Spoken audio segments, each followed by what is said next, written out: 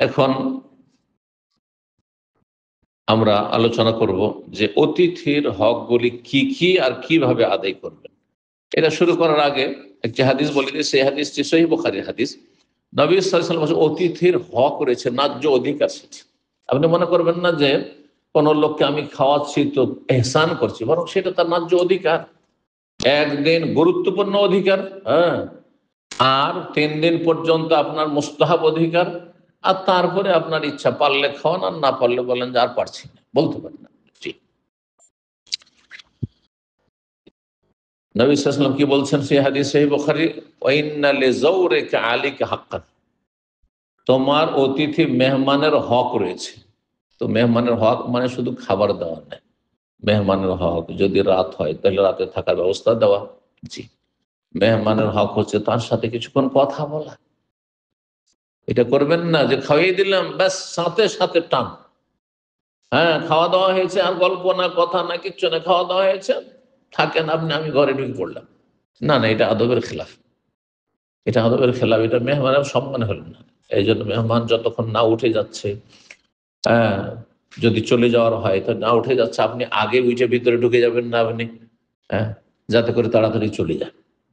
তবে কিছু কিছু অতিথি মেহমান এমন আছে যাদেরও আদব নেই, খাওয়া দাওয়া করে লম্বা গল্প ধরিয়েছে, খাওয়া দাওয়া হয়ে গেছে রাত 10টায়, ধরেন ও বসে আছে 11টা পর্যন্ত। কেন ভাই, 10 মিনিট 15 মিনিট ঠিক আছে, গল্প করলেন, কথা বললেন, তারপরে চলে যান, তাড়াতাড়ি চলে যান। ওয়ালা মুস্তানিসিন আল হাদিস, গল্প গুজবে মেতে থাকিও না, আল্লাহ নিষেধ করেছেন, কোরআনে কারিমে রয়েছে আয়াত। আর খাবার পাক হওয়ার আগে থেকে বসে থাকলেন গিয়ে, এটাও করবেন না। যেমন খাবার জেনে নেবেন যে কতক্ষণে হয়েছে। আর যদি এমন হয় যে অতিথি আপনার বাড়িতে থাকবে, তার থাকার কোনো জায়গা নেই, তো সেটা ভিন্ন বিষয়। জি, তাহলে খাওয়া দাওয়া হইলো, একটু গল্প করলেন, কথা বললেন, আর তারপরে আরাম করেন, ঠিক আছে আমি গেলাম, বলে দিয়ে আপনি ভিতরে যান। এখন আলোচনা করি অতিথির হকগুলি কি কি, বা অতিথির সম্মান কেমন করে আপনি করবেন। 1 নম্বর হচ্ছে যে অতিথিকে আপনি অভ্যর্থনা জানাবেন, হ্যাঁ, সাদরে গ্রহণ করবেন। আপনি আপনি এটা তার কাছে স্পষ্ট করে দেবেন যে আপনি আশায় আমার অন্তরটা প্রশস্ত, আমার অন্তরে আপনার জন্য প্রশস্ত জায়গা রয়েছে, এবং আমার ঘরে আপনার জন্য জায়গা রয়েছে। আমরা অনেক সময় এই ভাষাগুলো ব্যবহার করি, আমার বাড়ি আপনার বাড়ি, হ্যাঁ, আপনি এটাকে, হ্যাঁ, পরের ঘর জিজ্ঞেস মনে করবেন না, আপনি পরের ঘর মনে করবেন না, আপনি নিজের বাড়ির মতো মনে করবেন, নিজের মনে করে খাবেন আপনি, হ্যাঁ, আপনি লজ্জা করবেন না, এই যে কথাগুলি। তবে তার মানে এই নয় যে জবরদস্তিটা চাপিয়ে দেবেন, আবার এগুলো বাড়াবাড়ি। কিন্তু কিছু কিছু, হ্যাঁ, বাড়িওয়ালা আছে মেজবান, যারা মেহমানকে কি করে, খাবার চাপিয়ে দিতে গিয়ে কষ্টে ফেলে দেয়, ক্ষতি করে দেয়। মানুষকে খাবার দেওয়ার উদ্দেশ্য কি, সুস্থ রাখা না, তো জবরদস্তি কেন দেবে? আর তারপর অনেকে বোঝে না এই আদবগুলি, যে সবকিছু উঠিয়ে উঠিয়ে দেবে। আরে ভাই, আপনি যেটা জবরদস্তি উঠিয়ে দিয়েছেন হয়তো সেটি আপনার কাছে মজা, আমার কাছে মজা নয়, সেটা পছন্দ না। কেউ কচুকে খুব ভালোবাসেন, আবার কেউ ভালোবাসেন না, তাই না? এখন যদি আপনি খুব কচু ভালোবাসেন বাড়িওয়ালা, আর দিলেন কচু উঠিয়ে, কচু দিয়ে ইলিশ মাছ, রাগ করিয়েন না, অনেক আছে। আরে এত দামি ইলিশ মাছের দিচ্ছে কচু, দিচ্ছে আলু, ওর স্বাদটাই খারাপ করে দিচ্ছে। হ্যাঁ, আপনি পছন্দ করেন সেই জন্য আমাকে উঠিয়ে দিবেন, বুঝতে হবে আপনাকে বিষয়গুলি। তো যেগুলো কমন জিনিস, এই জন্য আমি করি কি, প্রথম ভাত উঠিয়ে দেওয়া ছাড়া দ্বিতীয় আর উঠিয়ে দিই না। প্রথমবার দিলাম, যেটা মনে করেন আপনি, হ্যাঁ, যে আমি যেহেতু বাড়িওয়ালা মানুষ, মেজবান, আপনাকে একবার উঠিয়ে দিলাম। জি, আর তারপরে আপনি ইচ্ছা মতো ভাত উঠিয়ে নেবেন। তরি তরকারির ক্ষেত্রে কোনোটাই উঠিয়ে দেবেন না। আমি ডাল পছন্দ করি, কিন্তু আপনি ডাল পছন্দ করেন না, আমি ডাল দিয়ে ডুবিয়ে দেবো আপনাকে, মুশকিল আপনাকে, বুঝছেন? অনেক আছে মাছ খাবেই না, ও কাঁটার এত ভয়। আমি মাছ পছন্দ করি, তাহলে আমি মাছ কেন উঠিয়ে দেবো? জি, অনেক সময় হয়, আজকাল কিছু লোক এমন হয়েছে, অধিকাংশ এইরকম, ও পোলট্রি মুরগি খাবে না, চিকেন খাবে না, ও যতই সুন্দর করে রান্না, কারণ ওর মগজে ঢুকে আছে চিকেন খাবার। কথা বুঝতে পেরেছেন? আর আপনি মনে করছেন আমি খুব পছন্দ করি চিকেন, দিলেন উঠিয়ে, ওর বিপদে ফেলে দিলেন। তো এগুলো খেয়াল রাখতে হবে। তো যাই হোক, প্রথম কথা যেটি বলছিলাম সেটি হচ্ছে যখন মেহমান আসবে তাকে কি করতে হবে, অভ্যর্থনা জানাইতে হবে। এই জন্য যদি হয় যে বিশিষ্ট মেহমান, তাহলে আপনি বাসার নিচ পর্যন্ত গেলেন, তার গাড়ি পর্যন্ত গেলেন, গাড়িতে আসছে, আর তারপর সেখান থেকে গাড়ি থেকে নামিয়ে সাথে করে নিয়ে আসলেন, এর প্রমাণ আছে। আবু তালহা রাদিয়াল্লাহু তাআলা আনসারী তিনি নবী সাল্লাল্লাহু আলাইহি সাল্লামকে দাওয়াত দেওয়ার পরে যখন ক্ষুধার্ত দেখেছিলেন, তো স্ত্রীকে বলে প্রস্তুত করো, আর এগিয়ে চলে গেলেন নিয়ে আসার জন্য রাসূলুল্লাহ সাল্লাল্লাহু আলাইহি ওয়াসাল্লামকে। এগিয়ে চলে গেলেন, হয়তো রাস্তায় অনেকটা এগিয়ে চলে গেছে, মসজিদ নববী পর্যন্ত এগিয়ে চলে গেছে। তাহলে গাড়ি পর্যন্ত এগিয়ে যাওয়া, অথবা কমপক্ষে যখন মেহমান আসছে আপনি গেট পর্যন্ত এগিয়ে গেলেন, আর গেট থেকে তাকে আপনি আহলান ও সাহলান করে অভ্যর্থনা জানিয়ে নিয়ে আসলেন, এটা বাঞ্ছনীয়। এবং হাসি মুখে তাকে বরণ করা, যখন আসছে মেহমান হাসি মুখে তাকে আপনি ভিতরে ডাকবেন, এবং ভালোবাসা প্রকাশ করা, আর কোনো রকম বিরক্তি যেন প্রকাশ না পায়, কথায় কাজে আচার আচরণে কোনো বিরক্তি যেন প্রকাশ না পায়। এর দলিল সহিহ বুখারীতে রয়েছে, অনেক দলিলের মধ্যে একটি বলি। আব্দুল বিন আব্বাস রাদিয়াল্লাহু তাআলা বলছেন যে লাম্মা কাদিম ওয়াফদু আব্দুল কাইস, আব্দুল কাইসের প্রতিনিধি দল এরা ইসলাম গ্রহণ করে নবী সাল্লাল্লাহু আলাইহি ওয়াসাল্লামের সাথে দেখা করার জন্য গিয়েছিল। এদের বাড়ি ছিল আল-হাসা এলাকায়, আমাদের কাছাকাছি যেন বলে দিয়েছে। এরা প্রাচীন যুগে কিন্তু আল-হাসার লোকের ইসলাম গ্রহণ করে নবী সাল্লাল্লাহু আলাইহি ওয়াসাল্লামের জীবদ্দশায়। তো এখান থেকে এরা ইসলাম গ্রহণ করে মদিনায় যায়। যখন মদিনায় গিয়ে তারা দেখা করলো নবী সাল্লাল্লাহু আলাইহি ওয়াসাল্লামের সাথে এবং নবী সাল্লাল্লাহু আলাইহি ওয়াসাল্লামের কাছে প্রবেশ করলো, তখন বললেন মারহাবান বিল ওয়াফদে, মারহাবা বলেছিলেন। মারহাবা মানে আপনাদেরকে স্বাগত জানাচ্ছি, স্বাগত জানাচ্ছি। আল্লাযীনা যাও, যারা আগমন করেছেন আপনারা, গায়রা খাজায় ওয়ালা নাদামা, এখানে কোন রকমের লাঞ্ছনা বঞ্চনা অথবা কোন রকমের লজ্জার কিছু নেই। আপন জায়গায় এসেছেন, আপন জায়গায় এসেছেন, এইভাবে আর কি। গায়রা খাজায় ওয়ালা নাদামা, না আপনারা লাঞ্ছিত হয়ে ছোট হয়ে এসেছেন, ওয়ালা নাদামা, না এখানে এসে আপনি অনতপ্ত বা লজ্জিত হবেন, জি, বরং সসম্মানে আপনাদেরকে আমি কি করছি, আহলান ও সাহলান বলছি।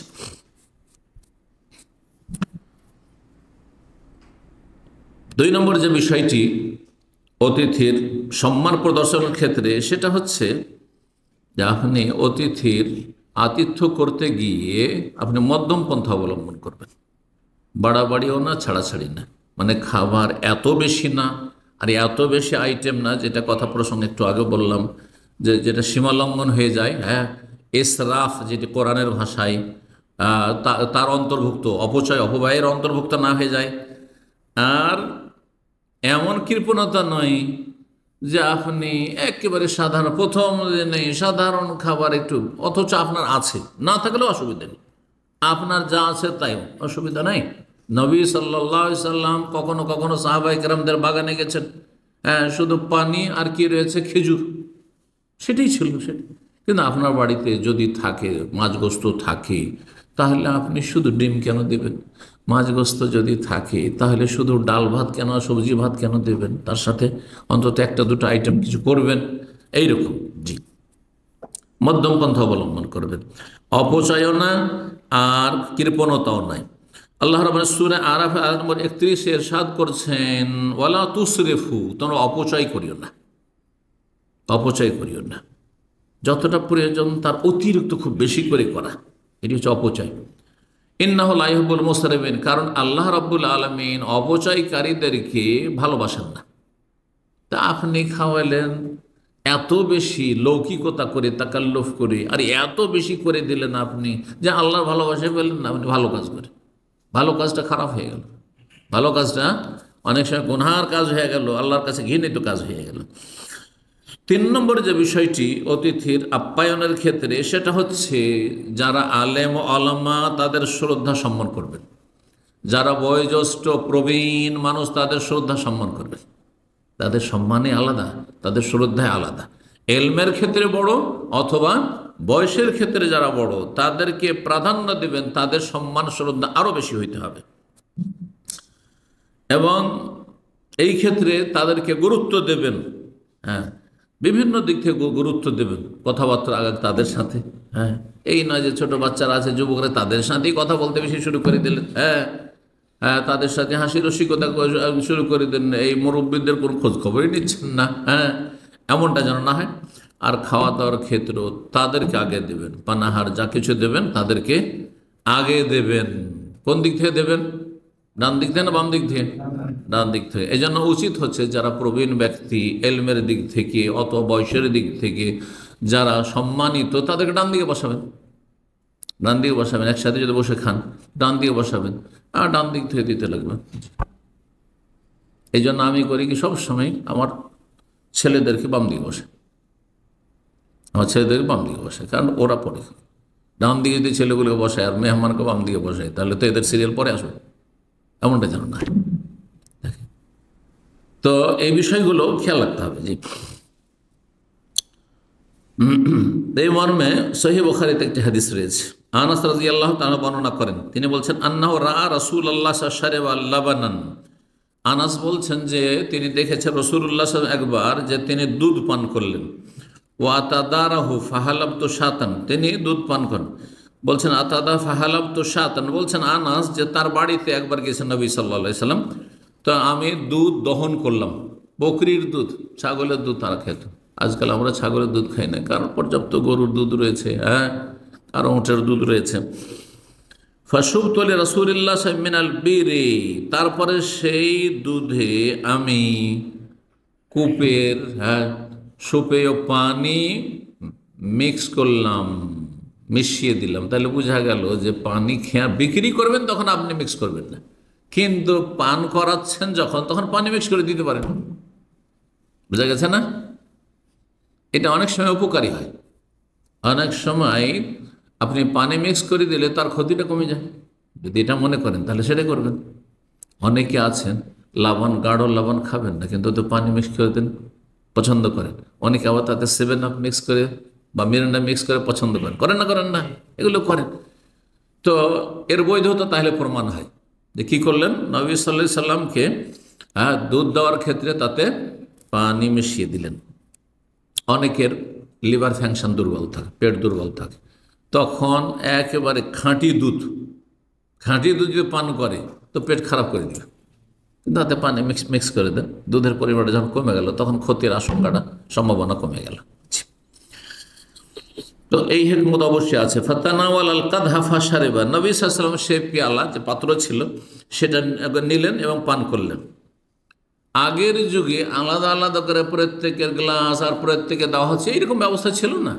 একটা বড় পাত্র, বড় পেয়ালা আছে, বড় গামলা আছে, আর তাতে দুধ আছে 2 লিটার 4 লিটার যা আছে 1 লিটার আছে, আর সেটাই একজন পান করলেন, তারপর আরেকজনকে দিলেন, এইভাবে ডান দিক থেকে, আর তারপরে রাউন্ড দিচ্ছে, একের পর এক বাম দিকে যাচ্ছে আর সবাই পান করছে।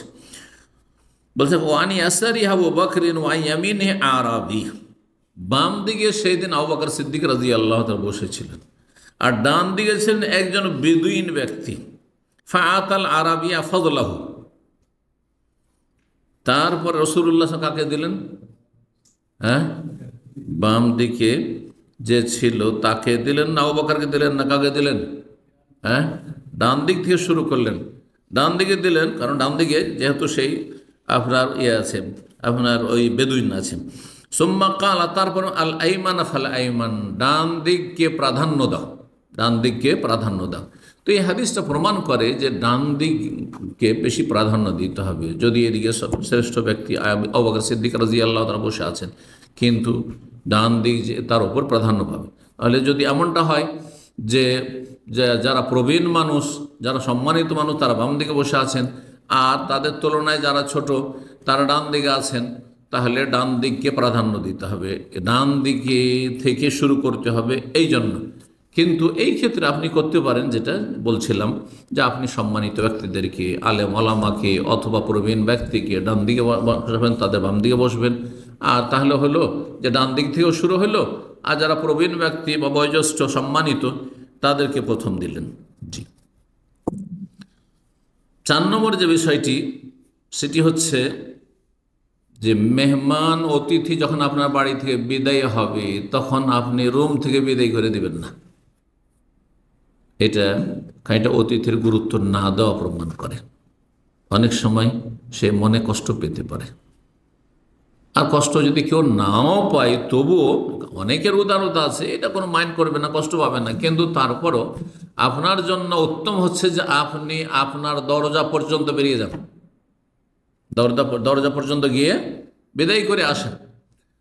আর যদি দেখেন যে একেবারে আমার প্রিয়জন এবং শ্রেষ্ঠ ব্যক্তি, সম্মানিত ব্যক্তি, আলেম ওলামা, অথবা আমার আব্বা, আমার চাচা, আমার মামা, আমার দাদা, আমার নানা, তা এইরকম যারা ওই রকম সম্মানিত, বিশেষ করে তাদেরকে আরও বেশি এগিয়ে, হ্যাঁ, বাড়ির বাইরে আপনি রেখে আসলেন, অথবা গাড়িতে উঠিয়ে আসলেন, গাড়িতে উঠিয়ে আপনি দরজাটা বন্ধ করে দিলেন। দেখেছেন অনেকে যারা ভালো স্টারওয়ালা হোটেলগুলিতে থেকেছেন, যখন গেস্ট ওখানে যায়, যখনই গাড়ি তাদের হোটেলের সামনে থামে, তখন কি করে তারা? নিজে খুলতে হয় না গাড়ি, হ্যাঁ, ওরাই আসবে, ওদের যে আছে আপনার গেটে দাঁড়িয়ে আছে সব, হ্যাঁ, ওরাই দৌড় দিয়ে ছুটে চলে আসবে, আর তারপরে দরজা খুললে আপনাকে উঠিয়ে নিয়ে যাবে, আপনাকে ব্যাগটা ছুঁতেও দেবে না, সব নিয়ে যাবে। করবে না? করবে না? তো এগুলো তারা দুনিয়া করার জন্য, হ্যাঁ, পয়সা উপার্জনের জন্য এই টেকনিকগুলো শিখেছে। 1400 বছর আগে ইসলাম শিখিয়েছে আদবগুলি। মেহমানকে বিদায় করলে বাড়ির দরজা পর্যন্ত যাওয়ার ক্ষেত্রে একটি হাদিস রয়েছে সুনান ইবনে মাজায়, কিন্তু হাদিসটি অত্যন্ত জয়ীফ, দুর্বল। এমনকি আল্লামা আলবানী রাহিমাহুল্লাহ তার কোনো কোনো কিতাবে হাদিসটিকে মওযু বলেছেন। এই জন্য সেই হাদিস আমরা পেশ করব না, ওই হাদিসটি পেশ করব না। সেই হাদিসে কি রয়েছে? সুন্নত হচ্ছে যে মেহমান যদি বাড়িতে আসে তো মেহমানের সাথে বাড়ির দরজা এলা বাবিদ্দার, বাড়ির দরজা পর্যন্ত যাবে। এই হাদিস আমরা পেশ করব না, কিন্তু এই ক্ষেত্রে সালাফে সালেহিনের আমল রয়েছে এবং বড়দের সম্মান করা, এ বিষয়টি হচ্ছে মৌলিক নীতিমালা ইসলামে আছে। এই ক্ষেত্রে একটি ঘটনা ওলামারা উল্লেখ করেছেন। ইমাম আহমদ রাহিমাহুল্লাহর বাড়িতে একদিন আরেকজন মুহাদ্দিস আছেন, কাসেম বিন সাল্লাম রাহিমাহুল্লাহ। তো ইমাম আহমদ রাহিমাহুল্লাহ তার চাইতে কিন্তু সিনিয়র। ইমাম কাসেম বিন সাল্লামও তিনি মুহাদ্দিস, কিন্তু তার চাইতে অনেক বড় মুহাদ্দিস হচ্ছেন ইমাম আহমদ রাহিমাহুল্লাহ। তো বড় ব্যক্তিত্বের বাড়িতে একজন ইমাম গিয়েছেন, আলেম গিয়েছেন মেহমান অতিথি হয়ে, তারপরে তাকে বিদায় করার জন্য দরজা পর্যন্ত আসলেন। তখন তিনি নিষেধ করেছেন কাসেম বিন সাল্লাম যে আপনি এটা করবেন না, দরকার নেই। বলছেন না না না, এটা তো আপনার হক যে আমি আপনাকে বিদায় করে আসবো। তাহলে আইমাই কেরামগণ বা সালাফগণ, যারা নবী সাল্লাল্লাহু আলাইহি ওয়াসাল্লাম, সাহাবাই কেরামদের পরে আদর্শ, এইরকম মৌলিক নীতিমালা এবং আমলগুলি রয়েছে, কারণ এতে মানুষ খুশি হবে। একজন মানুষকে আপনার রুম থেকে বসে আছেন, সোফাতে বসে আছেন, মজলিসে বসে আছেন, সেখান থেকে বিদায় করে দিলেন, আর একজনকে দরজার কাছে রাখতে গেলেন, বেশি খুশি হবে। জি।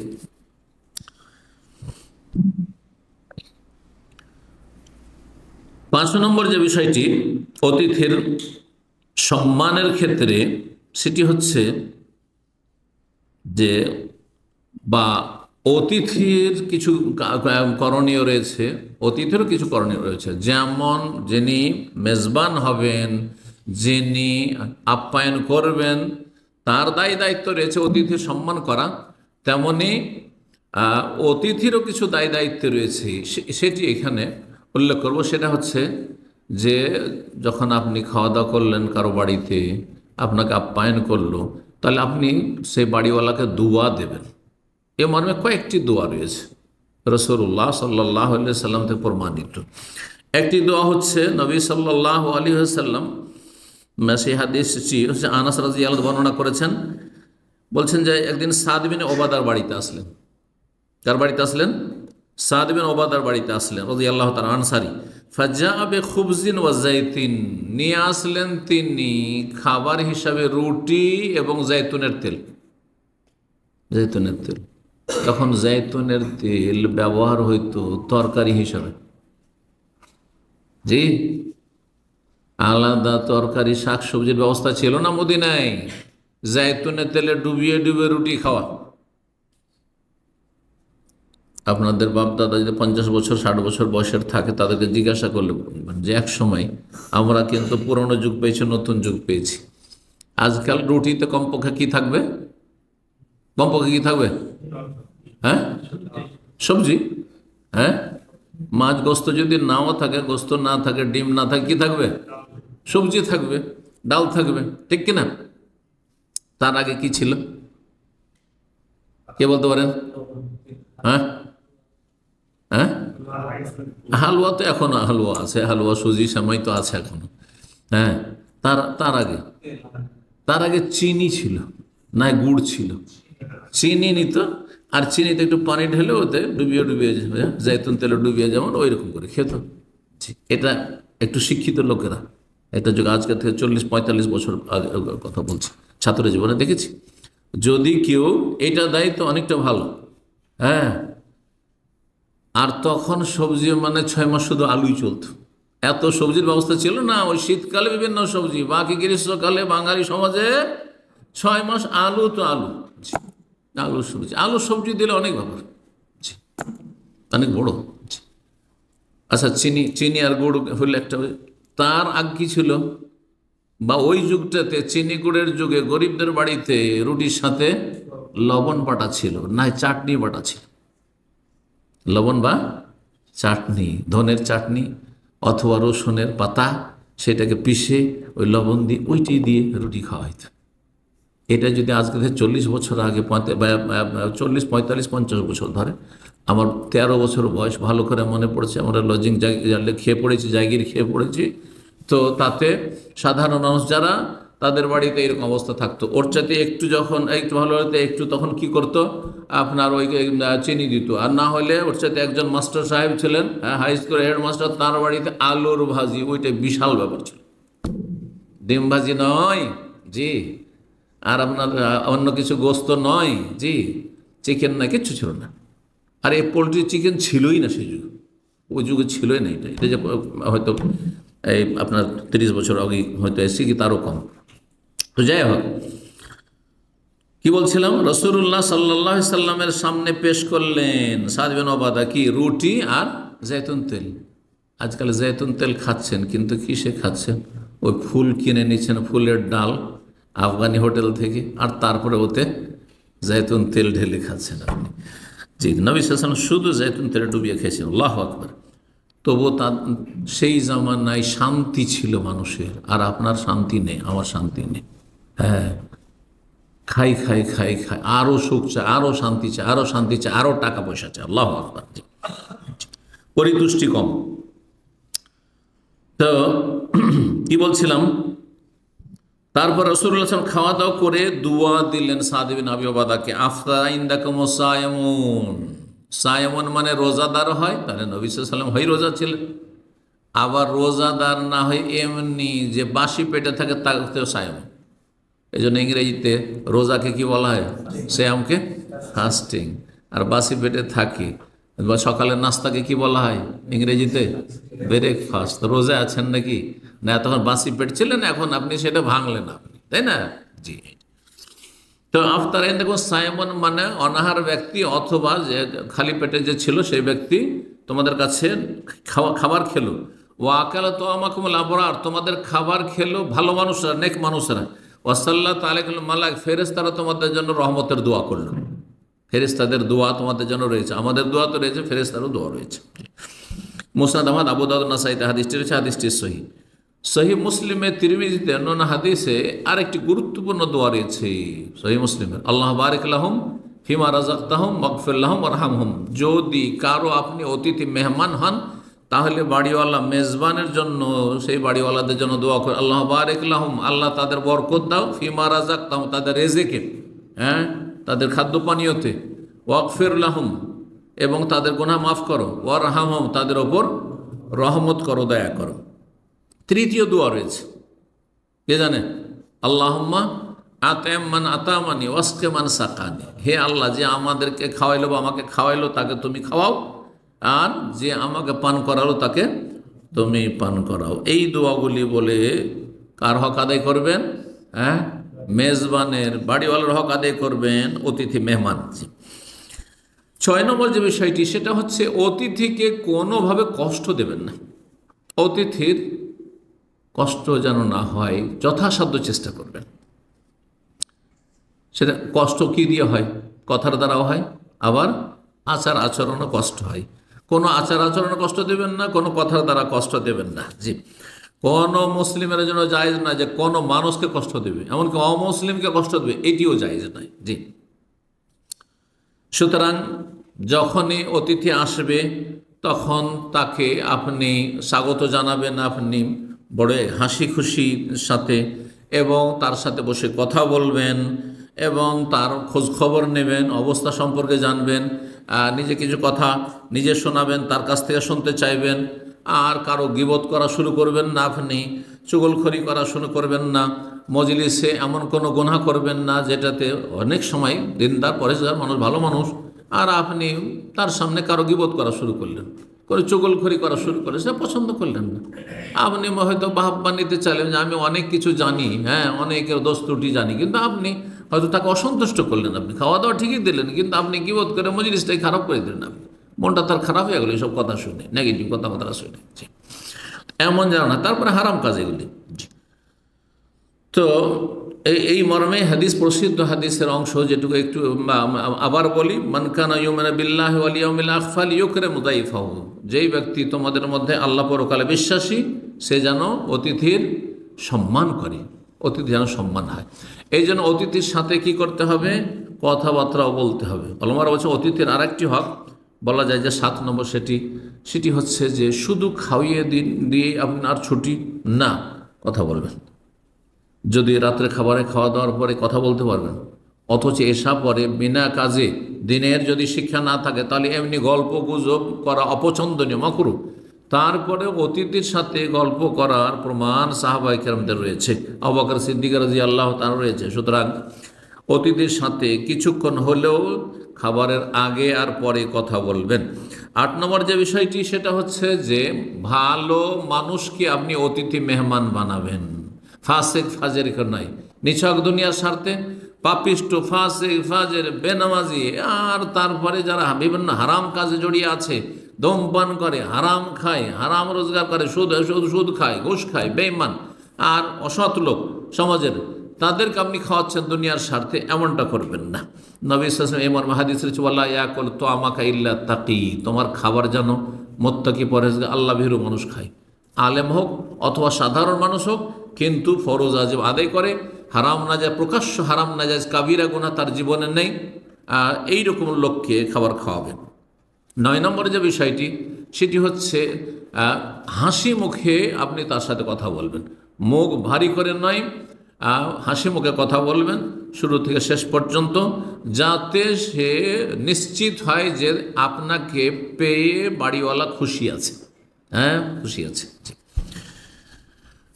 10 নম্বর যে বিষয়টি সেটি হচ্ছে আপনি তার সাথে নরম ভাষায় কথা বলবেন। নরম ভাষায় কথা বলবেন, এমন কোনো ভাষা বলবেন না যেটা কর্কশ লাগে, যেটা খারাপ লাগে। ধরেন কোনো একটা কিছু খাচ্ছেন, আরে এটা খাচ্ছেন না কেন, হ্যাঁ,